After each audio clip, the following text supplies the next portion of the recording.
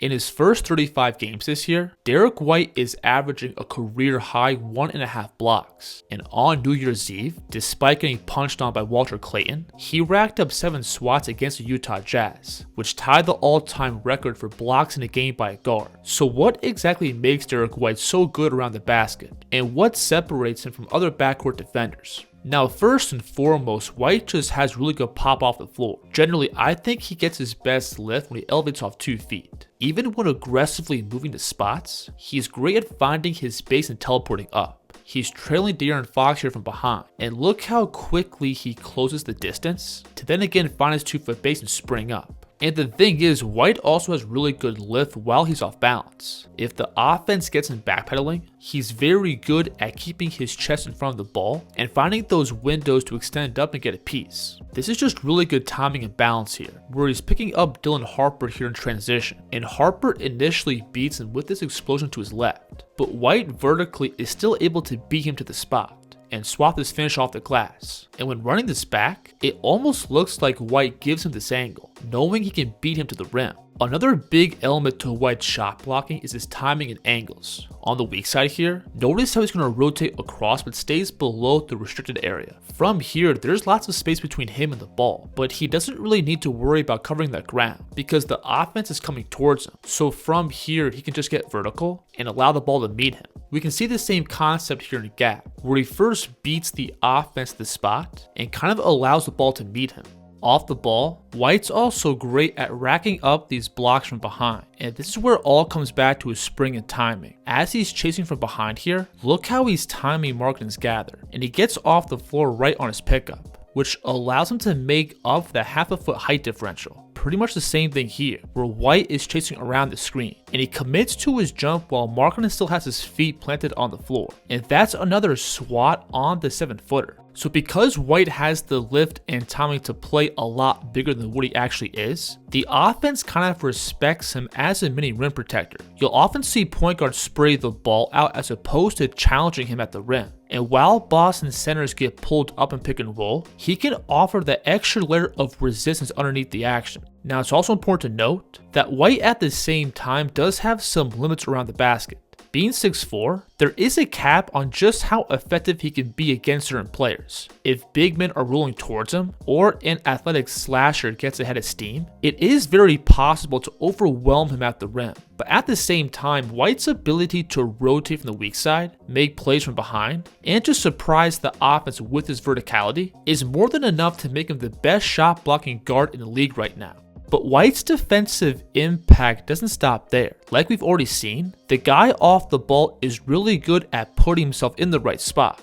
On the weak side, he's always honed in and early on rotations. On this pick and roll here, he's caught guarding 2 players, both the roller and the shooter spacing out. But look how White reads Jamal Murray's eyes and meets the roller right on the catch. And even if White doesn't get a block or steal, he always positionally puts himself in the right spot, which is normally enough to slow down the ball and give the Celtics defense more time to rotate. And that impact also carries out to the perimeter, where along with White being able to get off the floor, he also has really good speed on scrambles, being great at covering ground, and getting his hands up in shooting windows. Look how deep he shifts down a gap here, and from this spot, he has no problem recovering back out to the shooter. This play here is pretty wild, where White's initially helping at the nail, then closes out towards Wemby on the wing. And look how he gets the tallest shooter in the NBA to hesitate for a split second. And after that, that's an out of rhythm shot. So with Derrick White off the ball, you have this really good inside out presence. In the paint, he has the verticality to protect the rim, plus the awareness to be early on rotations. And then when extending out to the 3, pretty much all those tools translate, where he can both cover ground and use that lift to extend up and contest shots. Right now, across the NBA, there's only a handful of guards who have this much impact and versatility off the ball. Along with that, White's also a monster defender on the ball, where again, the guy just checks all the boxes. He can contain the ball in open space, blow up screening actions, plus switch up and take on bigger wings and forwards. But then again, from literally every spot on the floor, that verticality is always playing a factor. Look how he's going to press up and work around the screen. And even after Watson has all this breathing room, White still teleports across and gets a hand up on the shot. We can see the inverse thing here, where Murray initially gets the angle off the bounce. But even from behind, White still has the lift to alter this finish. So no matter where he's at on the court, Derrick White is always going to bring value defensively. He can rotate and make plays in the paint from the weak side, scramble out to the perimeter, plus hold his own in open space against a variety of matchups. Whatever the Celtics need Derrick White to do defensively, he's pretty much always had it in spades. Now let's switch things over and look at White's offense. And for him, pretty much everything starts and ends with his three-point shooting. Even though his numbers from behind the line are down this year, he's still shooting over 36% on pull-up threes. With the way he generates these looks, I wouldn't say he has this super dynamic step back or separation game. He's not going to put together combinations like James Harden or create space with magical footwork. However, White's real superpower as a pull-up shooter is that he gets into his jumper really quickly. In pick and roll or isolation, if he has any kind of space off the bounce, he's great at both finding his shooting base and getting the ball up to his set point with no wasted movement. And that quick trigger plays a big factor out of pick and roll, where if White gets any space while coming off, he can capitalize on the smallest of shooting windows, being able to pop behind the screen from range, or turn the corner and organize his feet for smooth one-dribble pull-ups. I love the flow and balance here, where it's going to be a dribble to his right, and on the pickup, notice how he turns his feet back towards the rim, and his lower body follows as it gets organized for a shot. And off the bounce, White also has really good balance, where he can attack hard downhill to then slam the brakes and separate. I love the footwork on this play, where he initially attacks away from the screen, and look how he's going to plant and separate off that ball side foot.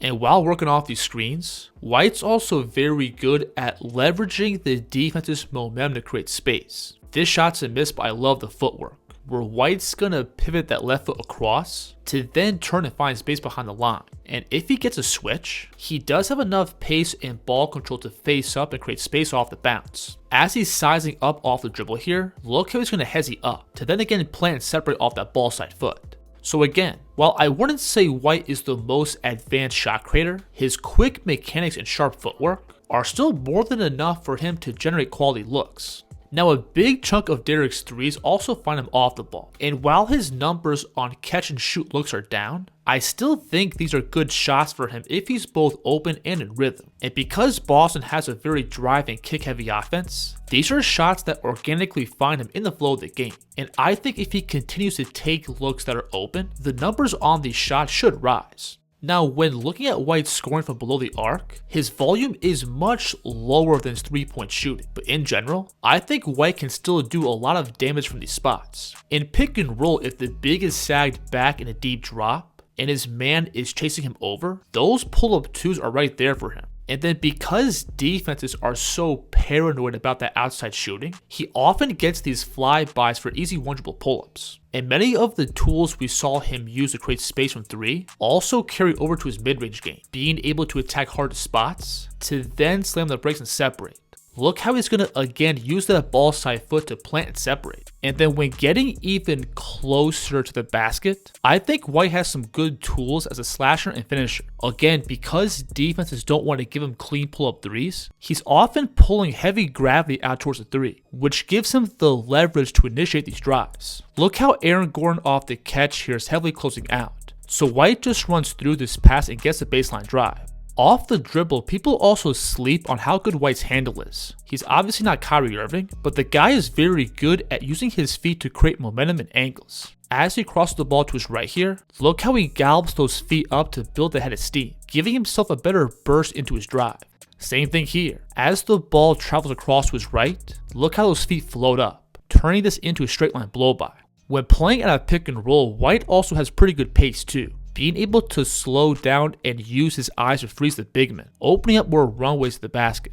And then in the paint, that lift also makes him a pretty good finisher in traffic, where while he's attacking downhill, that ability to generate pop off the floor is a big deal. This is a pretty advanced finish here, where White's initially attacking hard to his left, and look how he kind of veers across and underneath, as if he's looking for a reverse layup, but then he instantly shoots up off 2 feet and finds this finish on the left side of the glass. Same kind of timing on this play, where White's charging hard to his left, and he again finds a 2-foot base and teleports up. So while White is well known for that outside shooting, I do think he has some pretty good tools as a slasher. He can beat mismatches one-on-one, has good pace while turning the corner, and around that basket the verticality is really good. So offensively, considering how things are primarily going through Jaylen Brown and Peyton Pritchard, I think Derrick White gives the Celtics a big scoring punch. He's a legit off-the-dribble three-point shooter, can space the floor off the ball, and has the tools to be an above-average driver and play finisher. All of that combined with him maybe being the most dynamic and impactful backcourt defender in the league should be enough to make him an all-star.